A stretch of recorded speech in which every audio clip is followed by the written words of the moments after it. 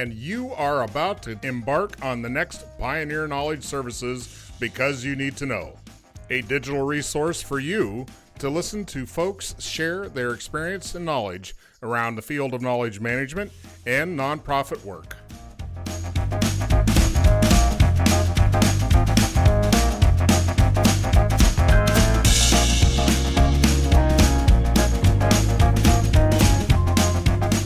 If your company or organization would like to help us continue this mission and sponsor one of our shows, email byntk@pioneer-ks.org.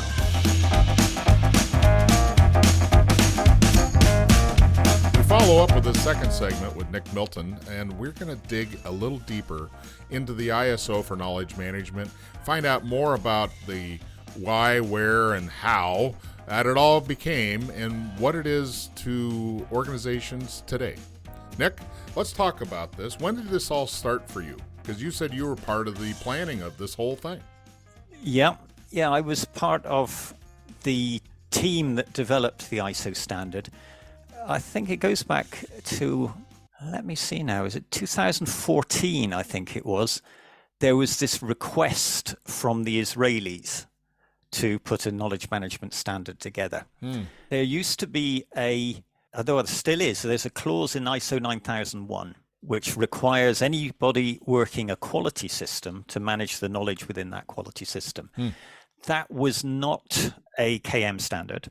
That was a quality standard with recognizing knowledge as an asset. But the Israelis in 2014 came up with a request that we should have a similar standard for knowledge management. And that was for three reasons. Firstly, an increasing understanding of the importance of KM. Secondly, ambiguity in understanding what KM actually is. And thirdly, multiple and common failures of KM projects and initiatives because people were taking incomplete approaches. You know, things like the technology-led approach, which we've known for years is not going to work, or the build a library of everything you know approach, which we know is not going to work. We thought that, or the Israelis thought that if we had a helpful standard, it would at least point people in the right direction and point them away from some of the most common pitfalls. So once that proposal was received, it had to go around to all of the ISO members, and ISO, practically every country in the world is a member of ISO. I think it's about 180 countries. And we got approval to go ahead. There were some countries were suspicious. Germany was not very keen on the idea, but they decided that if there was going to be a standard, they'd like to be involved in drafting it. We then, this must now be about 2015, it was agreed that we'd start work on this standard.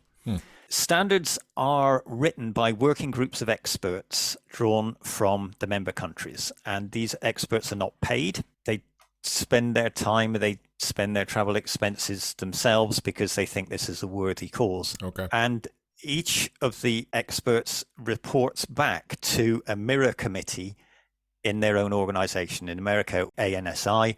In the UK, it's BSI. And so on. Every country's got one of these mirror committees. Various levels of draft are produced and they're cycled around these mirror committees for edit, review, and input. Everything is done face to face because the main philosophy behind an ISO standard is that we should have unanimous agreement. Wow. That sounds difficult. It is. It is difficult. And there was an awful lot of discussion. Yeah, I bet. Who is the ringmaster that makes sure everybody? I just can't even, knowing the academic frameworks that I've worked in, I'm like, oh my good gosh, are you kidding me?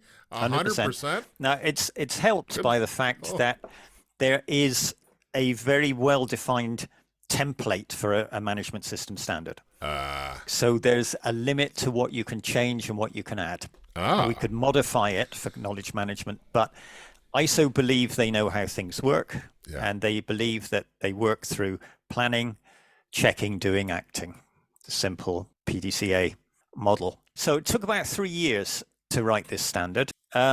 Anybody could join any of the mirror committees.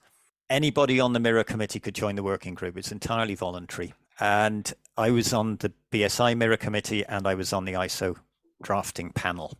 There came to a point, I think it was 2017, where we put a committee draft out for public review, and it was published on the internet, and we widely advertised it, and we got lots and lots of comments. Some comments were very helpful. Some comments required us to change things which we couldn't change. Some contradicted each other. Mm-hmm. So we had to do a bit of a juggling act. And some people, rather than using the comments reply form, sent a whole bunch of annotated text back, which was very difficult to deal with. Really, we're working through it paragraph by paragraph, and we want to say what are all the comments on this paragraph. But anyway, 2018, we had 3 days in Paris to take all of those comments and come out with a final draft. And that was what we came out with. That was what was published as ISO 30401:2018. Mm-hmm. And I've already talked about the 54 shalls that are within the document. The ISO standard is a type A standard, so it's one that you can measure against, and it's got those requirements in it. For example, the organization shall determine external and internal issues that are relevant to its purpose and that affect its ability to achieve the intended outcomes of its knowledge management system. Mm-hmm. To meet that, you'd have to have a list of issues that had been analyzed and so on. There are 10 sections in the standard itself, plus some appendices and plus an introduction. We wrote quite a long introduction because knowledge management needs a little bit of a lead in for anybody who's new to it. So we talked about some of the principles behind knowledge. We talked about some of the sister disciplines that go alongside knowledge management, like information management, like records management, which are adjacent but not identical. And then within the bookends of the introduction and the appendices is the body of the standard itself. Okay. The first 3 sections are informative. They have no shalls in there. But then you get to sections 4, 5, 6, 7, 8, 9, 10, and they tell you what you shall do. Firstly, you set the context. You determine what outcomes you want from KM. You determine who the stakeholders are and what their interests are. You determine what is the scope, both the organizational scope, but the knowledge scope as well. Mm-hmm, this is all really good stuff that every KM project should do. Yeah. All too often, we find projects that haven't done this homework, that have jumped in with, we've got this technology, how should we roll it out? Without saying, what outcome do we want? And who are the stakeholders? What do they want? And have we asked them? There's then a little bit about the dimensions of the framework, the fact that we have to look at codified knowledge on the one hand and uncodified on the other. Just as a side issue, we didn't use the terms explicit and tacit. I was going to say, where did those terms fall out and why? I tell you why, because people understand them in rather different ways. Lots of people, about half of the people that we've surveyed, think that explicit knowledge is the same as documented knowledge. The other half think that explicit knowledge need not be documented, but it's the things that you know, basically. You can explain. Explicit means can be explained. Mm. If we use the word explicit, half of the people are going to hear documents, and half of the people are going to hear, it could be documents, it could be in the heads. Could be. Yeah. So we use the terms documented and undocumented, or codified and uncodified, really, because you can store. It doesn't have to be a document. It could be a smaller box. It's a smaller definitional box. You can't get lost too much from codified to not codified. Exactly. Plus, it is the phase change in how you manage the knowledge, because it's the point at which the knowledge becomes decoupled from the head. Mm. Anything that is codified has now left its knower. Yeah. And can be managed by electronic means. Anything that's uncodified, you've got to find the person and talk to the person. 2 different styles of management. Until we can get to the synapse access point where I can just plug in the brain and suck it. Yeah, one day. Not yet. So that's that. We've got a little bit in there about culture, and this is where one of the big arguments came. Some people wanted a whole explanation about how you should be setting in place a KM culture.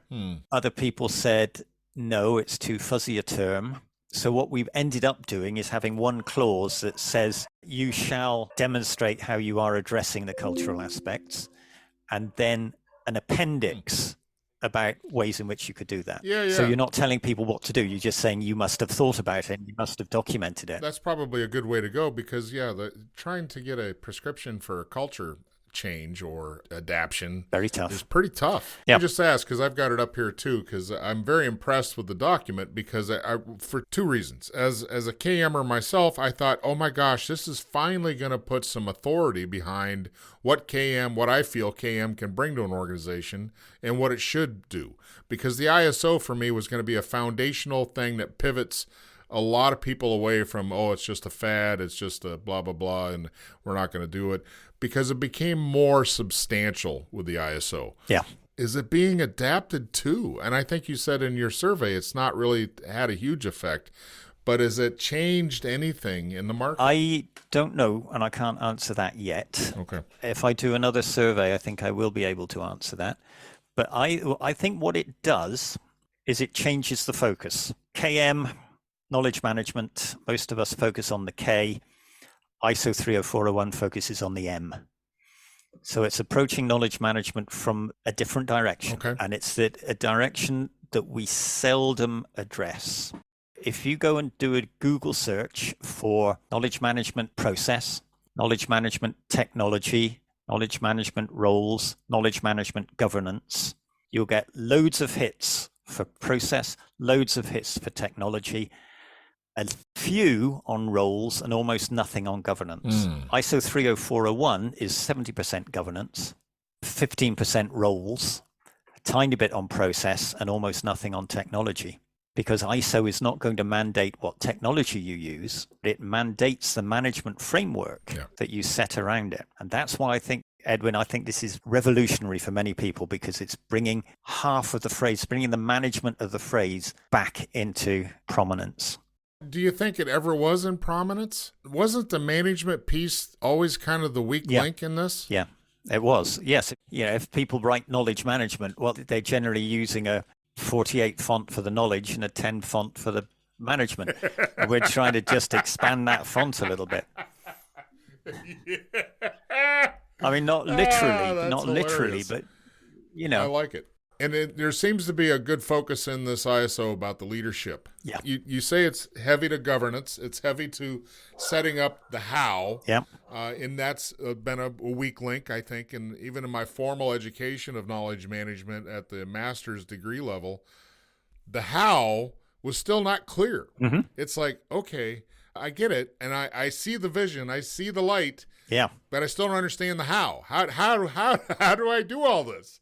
So this ISO is the how, and it should be on everybody's shelf. It's the how, and it's the how. The how starts with the leader, comes down through the policy, comes down then through delegated authority, comes down through plans and objectives, resources. The resources have to be trained. And then I think chapter 8 is about the operational processes that are applied. And then 9 and 10 are about how you review and improve the system going forward. So not only do you define the how, but you define how you're going to learn from operations and how you're going to improve the how. If people follow that philosophy, it's a much firmer way to go. It has always been, here again, when I was so excited to hear that this was coming out, because there seems to be a bit of quicksand that most KM is operated on, and it's either personality base, somebody's a firecracker and they're doing stuff and blah, but it's always been, in my view, it's been a bit of a challenge to sustain resources for equal KM parts.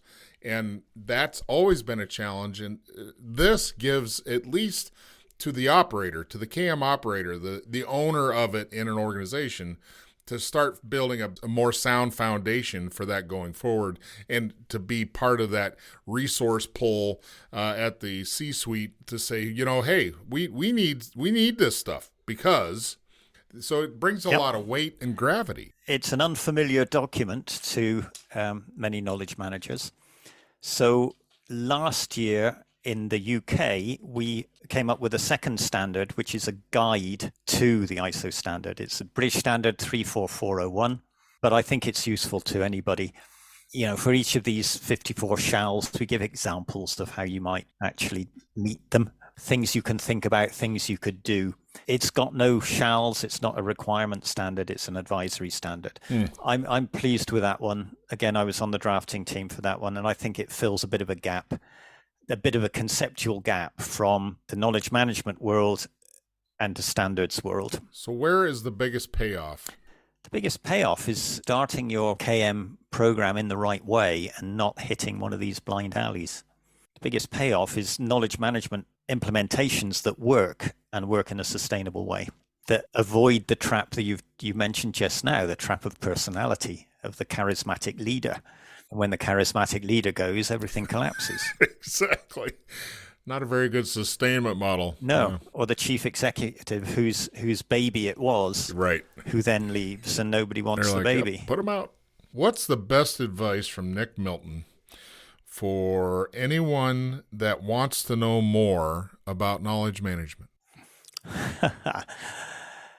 Well, this is where I plug the book that I wrote with Patrick Lamb, because just buy my book and you'll have all the answers. Is that what you're saying? In a way, because like I said in the previous podcast, this is the book that I wish I'd had 20, 30 years ago, because it would have answered all of my questions. We deliberately wrote it in that format. And it's like a journey through knowledge management. It's a bit light on the strategy piece, because I wrote a previous book with Stephanie Barnes called Designing an Effective KM Strategy. So maybe you want to buy that one as well. If they come armed with the ISO and your texts, there should be absolutely no reason they fail. There should be no reason. Absolutely. Okay. Well, that's all I needed to hear, because that's the first time I've ever heard any guarantee for KMers. So that's a helpful thing. Thank you. You're very welcome. You're very welcome.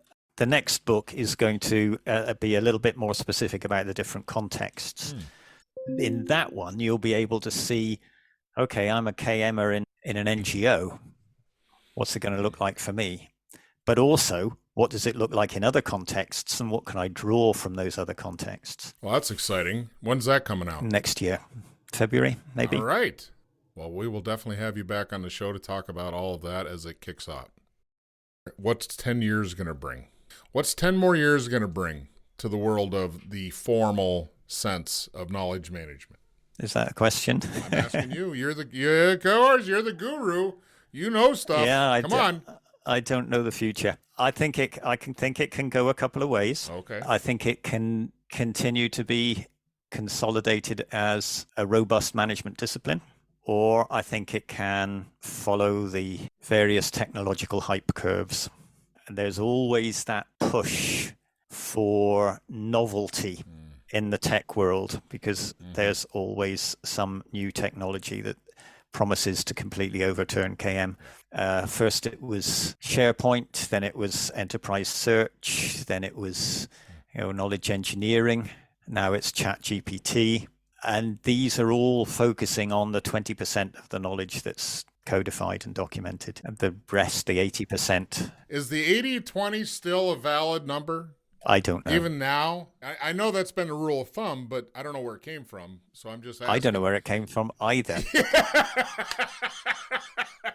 I've seen it used everywhere, so I'm just curious. I don't know. What would you say it is now? What would you guess from your experience in all these surveys and everything you've written and read?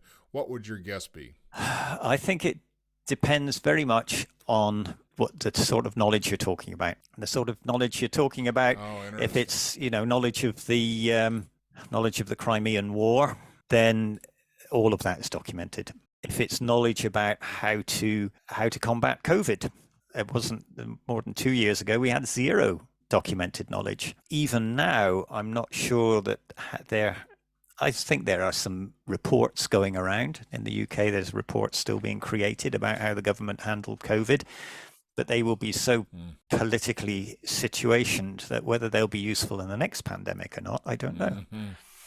It depends on the knowledge. Is it old static knowledge? Is it new continually evolving knowledge? If it's continually evolving, then maybe 95% of it is in the heads. If it's old static knowledge, all of it's in the books. You look at your context and you decide what is the balance. that will vary by industry. For example, if you're writing customer manuals for Chevrolet Jeeps, that's pretty old knowledge, and you can write that all down. But if you are writing knowledge about how to build AI, I bet none of that's written. All right. How does that feel? Excellent. Okay. Right. Well, I guess we're pretty well done, haven't we? Well, thanks for being here today, Nick. It's been a very enjoyable journey. Thank you very much for inviting me.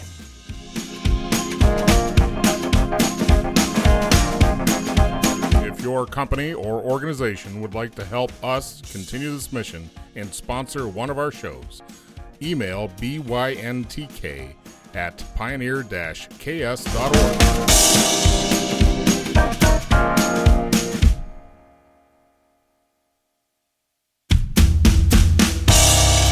You have just finished our latest Because You Need to Know, a public service of Pioneer Knowledge Services. Please join us on LinkedIn and find us at pioneer-ks.org.